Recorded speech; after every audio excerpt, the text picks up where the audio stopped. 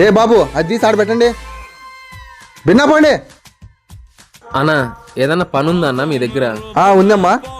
ఎంత ఇస్తారన్నా? నెలకు 10,000 ఇస్తాం. అన్నా ఇదే పని బయట చేసుకునే 15,000 ఇస్తారు కదనా?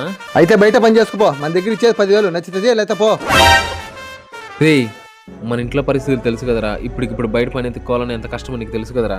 తక్కువ జీతమైన ఎట్లా ఒకటి చేద్దాం రా, మన ఫ్యామిలీ కోసమే కదరా. సరే నీ ఇష్టం. అన్నా మాకు ఓకే అన్నా. సరే పో, వాళ్ళు చెప్తారు చూడు ఏం పని చేయాలని.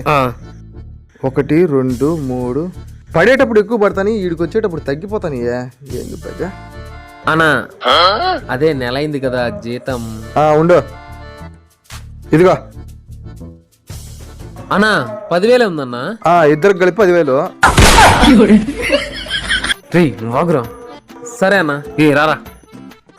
ఒరే ఆడిచ్చిందే బొంగలో జీతం, దానిపై నవ్వుతామేంద్రా? రే నువ్వు ఈ జీతాన్ని చూసాను, లోపల ఉండేదాన్ని చూడట్లేరా? లోపల పెట్టావు. ఇది కాదు రతే, ఇందాక కూడా తగ్గుతాందని చూడు, అది తగ్గించేది మనమే. ఎట్లరా?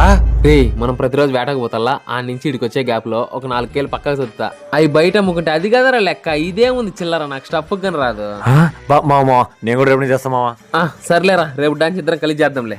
ఓకేరా. సరేపా. నువ్వు చాలా కంట్రీలో ఉన్నావు బేటా.